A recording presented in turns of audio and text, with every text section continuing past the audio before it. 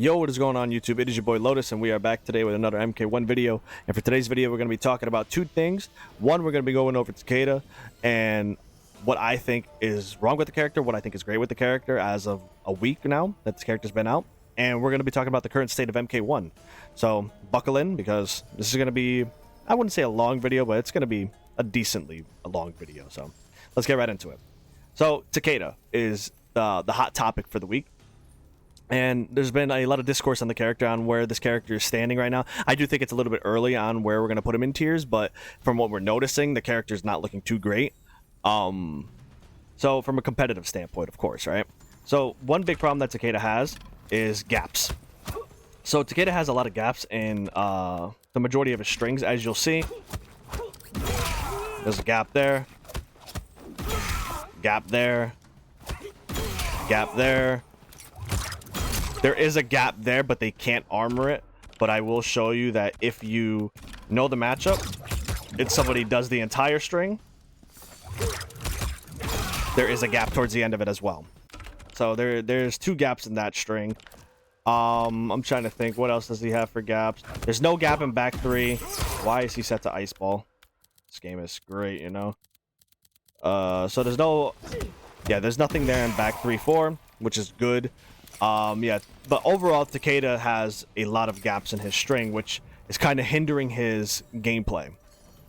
The next thing we're going to be talking about for Takeda is Shurikens. And these are interesting because these are a key element to his game plan. And I really don't feel like NetherRealm has thought this plan out for his Shurikens that well. So the first big problem is that if you do anything into a Shuriken, you are punishable. And if you don't believe me, I'll show you, because this is something that I recently found out that it's kind of ridiculous. That it's like, I'm not asking it to be plus, but at least be safe, because these used to be safe in MKX. So why would they make them like super unsafe is beyond me. I mean, that the Shurikens was like, or sorry, kunais back in MKX were a part of his game plan, and they really made you had to like have a mind game with it. Now there's genuinely no mind game. So like if you just block a Shuriken in this game, it's just full combo punishable. The next big problem that Takeda has, though, that goes into the Shurikens is recovery frames off of this. And there's a lot of recovery frames on a lot of his Shurikens. And I'm not really understanding the process of this, why they made this a thing. Like, as you can see, like up close, it's 30 frames, medium, it's 28, far is 24, and then very far is 24. So he has a good amount of recovery frames on the ground and above. Same thing with the setup Shurikens as well. So there's like 33 frames of recovery. So it's like if your opponent sees you jump and do this, they can get a full jump in and just expose it completely. So I think they need to shave off a couple recovery frames on this, because when you're making a character like Takeda have a game plan revolve around set play Shurikens and all this stuff, I feel like the Shurikens need to be a little bit better.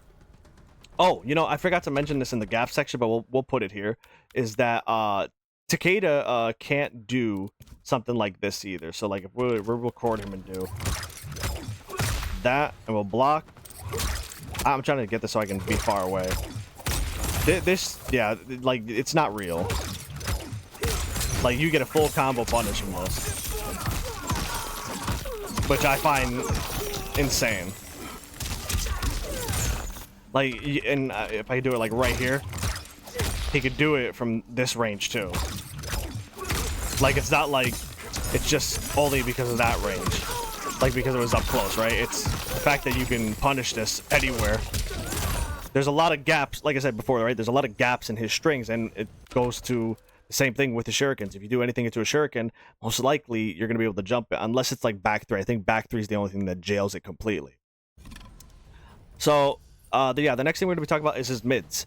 And, sorry, not mids, mid. He only has one mid.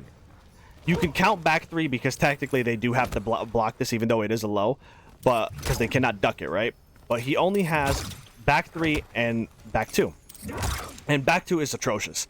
Now, while this button is fantastic from long range, One big problem for it is that 38 frames of recovery if you do back 2-1. If you just do back 2, there's 35 frames of recovery. So very bad on whiff. So if you whiff this, your opponent's going to get a full combo punish every time if they clear it and they jump right over it, right? Another big problem that you did see before was that there is a massive gap in it. And if you didn't guess that there was a gap between the Shuriken, well, I mean, there's a gap also within the string itself. So it's like you can't really do nothing about that either. Same thing goes for this. This is not real. Except that does jail. But like if you try to set this up, that's just not real at all. So it's like, again, it goes back to the gap section that we went over, right? So that he has a lot of gaps in his strings and off of like the Shuriken cancels as well too. So it's just like, to me, it's kind of ridiculous. But back to his mid. His mid in general is just not strong, right? Because the reason why it's not is because you're going to deal with characters like Johnny, Tanya, Shao, who has a good mid? I mean, Shao doesn't have a good mid, but he has Stand 2, which is fantastic. Katana, fantastic characters that have strong mids or good buttons anyway to contest Takeda is going to give him a real problem in this game. And I've already noticed it at first hand, is that I've been going against Tanya, the Johnnies, the Katanas, and it's kind of rough for Takeda to really wrap around that character, like that character that he's going against. So it's going to pose problems in the near future. So I think it's just, at this point, if you wanted to, I would think make forward one a mid. If you make forward one a mid, you would have to like make it maybe 15 frames. Or maybe keep it at 13 frames, because I don't know what you would do, man, because back two is just not a good enough mid, and you can't deal with characters up close. Takeda has a problem dealing with strong characters that have good mids and are very high octane in his face. The next section here is damage. So this is more of a pro, right? This is not a con to him. And Takeda's damage is fantastic. If you play him with Cyrex, you're going to get something like this.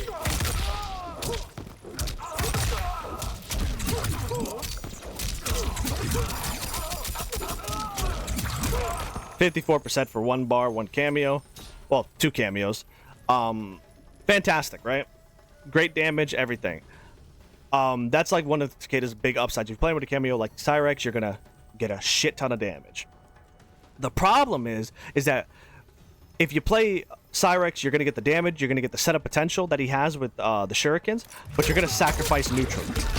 So like you're gonna get this stuff right here. Like this is cool. Like you're gonna get setups like that, right? But you're sacrificing neutral, and Takeda's neutral already is not that great. He has to like take more of a risk in neutral to get in. He does have back 3, which does slide him a little bit forward, but it's not amazing, right? And I think back 3 on recovery is 28 frames, so you kind of have to be careful if you whiff this. So, yeah, fantastic cameo when it comes to damage and setups. Not great to buff his neutral, which is why I'm probably going to be like leaning towards other cameos with Takeda right now. I'm looking at Kano and maybe Sonya, because those cameos, in my opinion, can buff up his neutral a little bit more, and he so desperately needs that. The problem is, though, we're using cameos like that, you're possibly not going to get the same amount of damage nor the same amount of potential in setups. So it's like you have to sacrifice something with Takeda, and it sucks that you have to, because if you're sacrificing with Takeda, you're putting yourself even more at a disadvantage, especially when you have a lot of problems in your game already. The one thing I did want to talk about too was his armor, and this is going to be very quick because his armor is fucking terrible. Excuse my language, but Jesus Christ, dog, this dude's armor is so bad, and you'll see it. We'll record Sub-Zero to do something like this, and then we have him to block, and as you can see, it's just, I cannot blow up this gap. I don't believe this at all. Like, I'm still pissed about this, because like I was going to get the Tanya player that was doing this to me, and I was trying to armor the gap, and once I armored it, she was able to do what you see there. Block, and then Motaro takes the hit. I don't understand, NetherRealm, why we made a character like Takeda that has, let me see, what is it up close? 28 frames on startup up close. Are you kidding me, dog? One of these, if not the slowest armor in the game. On top of it, too, that you didn't see, which we'll show you here real quick. So we'll have Takeda wake up, and hold your breath, everybody, because if you didn't think his armor was bad before, from what you've just seen, look at this. And I messed it up. Look at that. Oh, my lord. There's no armor towards the end of the fucking move. Why? Like, NetherRealm, what are we doing? You gave him armor only on the startup animation. And the funny thing is, I can still break it. It's not like I can't. If I have a character like Reiko, look at that. I broke it with Sub-Zero with ease. You could break it with Sub-Zero. You could break it with Reiko. You could break it with anybody in this goddamn game. And on top, it's like I said, why give him a wake up that has no armor towards the end of it? It doesn't make any sense of it at all. I like this is like the biggest thing that has pissed me off with this character, because I get it. If I have slow armor, I can deal with slow armor. The fact that I have no armor mid or towards the end of that animation, I think is kind of ridiculous. Takeda right now is at the point where if you get knocked down, you're going to be genuinely afraid to wake up because of how bad his armor is. You have to take a gamble on the fact that your opponent knows that your armor is so bad that they can hit you out of it towards the end. They can armor break you. I mean, everybody can armor break Takeda since he's got 28 frames on startup. So it's like, what is the point of my armor? You're basically just telling me I have no defense at the end of the day because everybody could break my armor, which is ridiculous. Like, I played against a Kenshi player. I won the set, but imagine the struggle that I had when Sento came out and I had no armor to basically get out of Sento pressure, because 28 frames is not doing the job, buddy. It's just not. Whatever, dog. Moving on to the next thing is his set play, and this involves the shurikens, right? So set play involves with the shurikens where you can like throw loop him, and I dropped it. If they guess wrong, you would do your respectable combo here. And I'm just dropping it. If I don't get it here, I'm just not going to do it. Brother, okay, no, I'm doing it. I lied. Okay, I'm doing it. I definitely lied. Okay, there we go. Now we're figuring it out again. Brother. I want to show the people.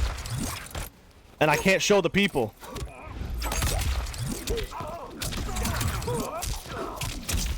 And I dropped it. You guys get the idea, though. I mean, I don't have to show you the entire route, but I kind of want to. All right, one more time. If I don't get it, it's whatever. Okay, I lied. I'm doing it. This is where most of the video is going to be spent, guys. So I hope you guys enjoy it.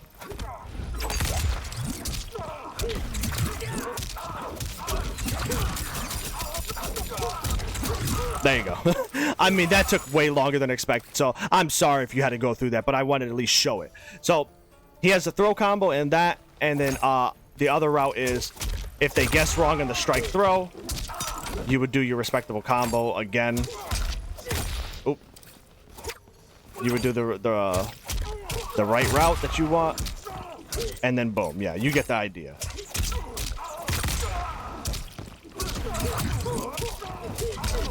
Yeah, you guys get the idea. It's a lot of damage into set play. So that's the set play, strike throw. The problem, though, is with him having that set play, he still doesn't have a proper way of opening you up, because Takeda doesn't have, besides back three, which is a, I mean, actually, he doesn't even have a launcher, right? I mean, yeah, he has a meterless launcher with this, but he doesn't have a way of opening you up per se. Like, the low is good, because if they get hit by the low, then you can confirm this into your bomb setup. But let me take him off of wake up. So yeah, you do have a plethora of ways to combo, right? But you don't have a proper way to open up somebody when it comes to mix, besides back three being a low, because forward four doesn't launch, it's just a knockdown. So Takeda's having a rough time opening up people in this game, because he doesn't really have, besides 1-2, which is a true auto shimmy, he doesn't really have anything else that's really gonna make the opponent afraid. The last thing we're going to talk about, then we're going to go into the last bit of the section of this video, and then we're going to close it out, is matchups. And as of right now, from what the people that have been playing Takeda have been saying, is that it's seeming like Takeda might have one of the worst matchups in the game. And I mean, like I say, it's only been a week. It seems like it's a little bit too early to say that, but I could see it. Like, I've played a lot of characters. I played against Katana, I played against Tanya, Ashura, Johnny, Kenshi, and Shao as well. Like, it doesn't seem like Takeda's going to have the easiest time when it comes to the matchups. But I guess in the near future, we'll have to see if anything does change with the character. So let's move on to the next section. The last section of this video, before we close it out, is talking about the current state of MK1. And this is where I want you guys to chime in. Let me know what you guys think of it. If you guys are still playing this game, if you're not playing this game, did you come back to this game, and all that good stuff, right? So the patch itself, the patch that recently did drop, I do think did a lot of great things. Like if we go back to the character select screen.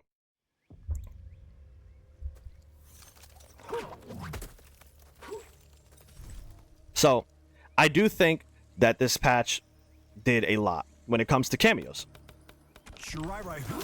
Like characters like Fair, which I mean we'll get to her soon, but cameos like Cyrex, Sector, Goro, Motaro, Jax even got a buff, Frost got a buff, Scorpion got a buff, Darius has been getting buffs, Striker got a stealth buff in the recent patch that made his nades easier to combo into as well, and they kind of like relaunch. So it's like cameos are getting buffed, and I feel like this is great. Chameleon did get nerfed, but rightfully so, she needed to. But what took her place is Pharah. And the cameo cast is getting better, and I genuinely do think that is the perfect direction for NRS right now. Cameos that are strong are always going to be better for the game, and you're not going to see the same teams over and over, right? And that's the beauty when it comes to cameos, right? Is that the more cameos, the better. The more buffs to cameos, the better. We don't want to just see a whole top 8 full of Pharahs, because at that point you're gonna get the hammer from NRS. And Pharah, actually, yeah, let me go back to her real quick. Pharah is something else in this game. She did get a little bit of a nerf today at the time of making this video, and it was a slight damage nerf, and doesn't really do much to her because she still has a fantastic kit. She has an overhead, a low that launch. She has a command grab. She has a mid that is +3 on block. She has it all. If you're not playing Pharah at this point, it's kind of like you're crazy. She makes Pharah...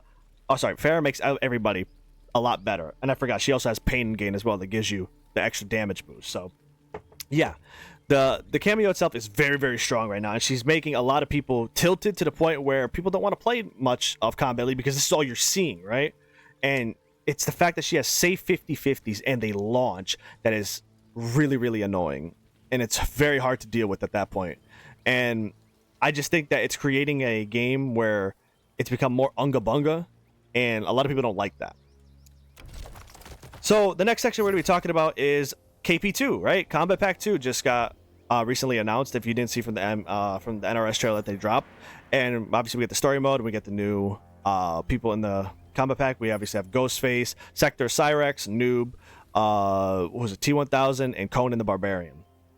And I want you guys to let me know what you guys think of it. I don't really mind it. I think like T1000 and what's it called, Conan are just whatever at this point. Best friend. I don't think that they're gonna be something that everyone's going to That's it. I'm out. like be happy about. But I mean, once they come out, maybe more people will play them, you know. But I'm genuinely excited for Pharah. I have Pharah on screen. That's what I'm thinking about. I'm genuinely excited for Sector, Cyrex, Noob, and then Ghostface. Like, I'm not a big fan of Ghostface, but I do think Ghostface is gonna be pretty cool. So let me know down below what you guys think. So the last two things we're going to be talking about in this video, we're going to close this up because we're getting close to the 20-minute mark, and I don't want to go crazy with the time on this, is Pro Comp and future stuff, right? We'll just cram them together into one section. So Pro Comp hasn't been announced yet, and Season 1 of Pro Comp was fantastic to watch. If you don't watch competitive MK, you should, because it supports the pro players out there, and it really shows that everybody wants to see the scene get better, right? And even if you don't watch it and you maybe want to get into it watching it, you can always still do it too.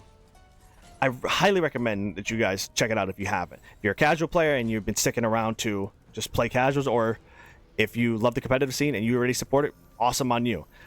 I do think genuinely though that the Pro Comp Season 2 should be getting announced soon, and I hope that when they do announce it, they make better prize pools for the players, and maybe they do some more crowdfunding stuff, because at this point, I feel like the FGC is very, very low when it comes to like funds, especially for NRS. They don't really have a lot of things in there where we have a good amount of money going for the pro players, because these pro players are traveling out, right? They're doing what they're paying for flights, hotels, all that stuff, and they're really just not making enough to do it. That's why a lot of the pros in the NRS scene, you have a job, right? You need a job essentially when you're doing this, because if you don't, you're just not going to be able to do what you want when it comes to this pro scene, right?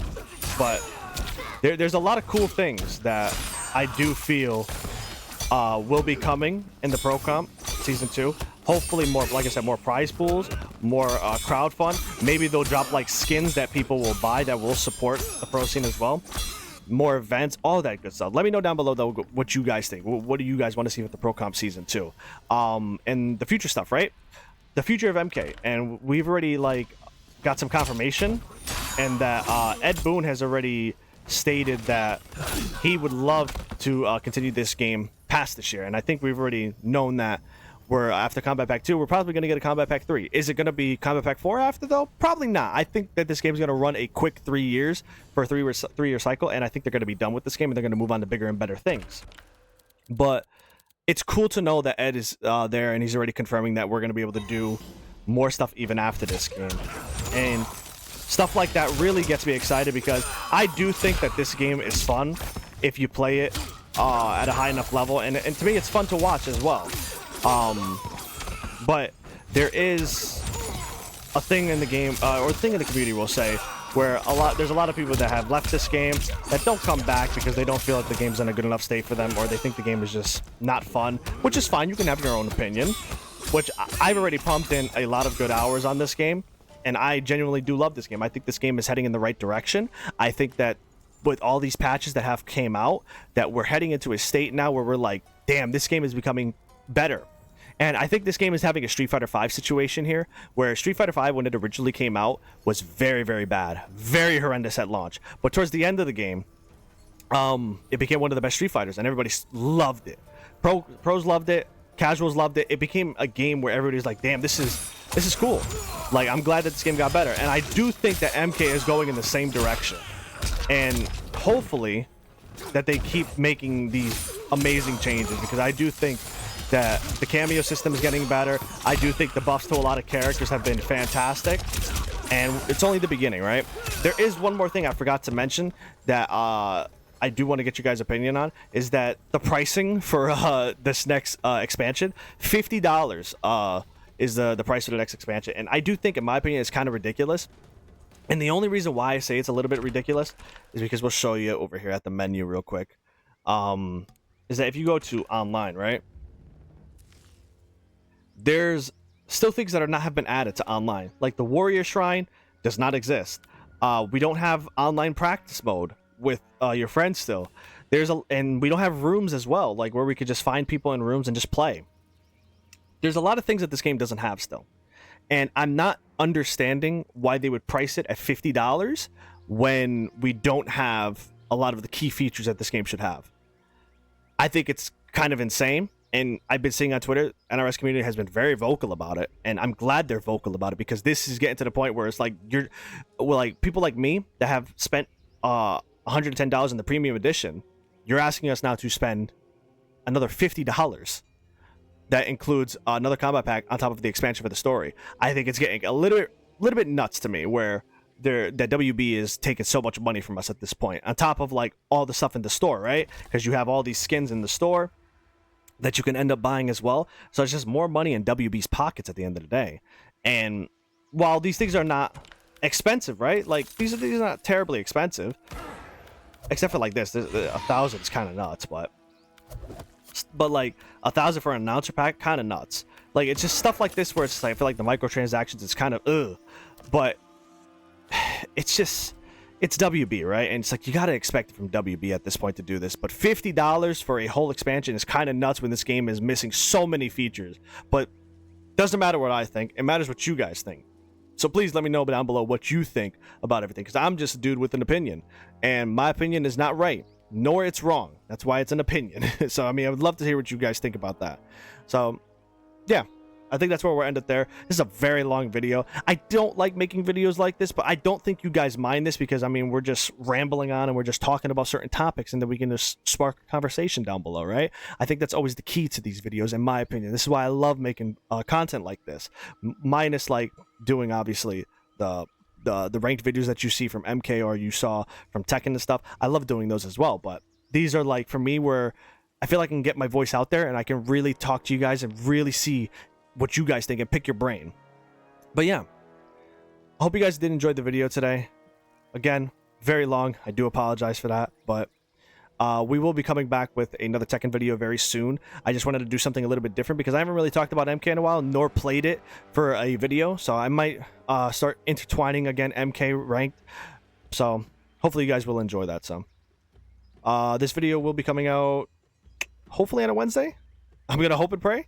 So if it does, obviously, hopefully you guys will like everything that you see. So remember, go down below, like, comment, subscribe, do all that good stuff, share it to your friends. We're trying to get to the 300 mark now for subs. We're at like 247 at the time of making this video, so I really do appreciate everything that you guys have been doing for these videos. It's been so much fun doing this, and we're building a community every time that we pump out content. And the people that come back and watch these videos every day, I thank you so heartedly. It's just...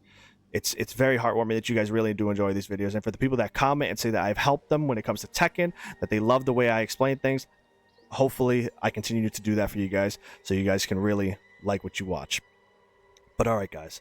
You guys have a great Wednesday, and we'll see you in the next one. Peace out.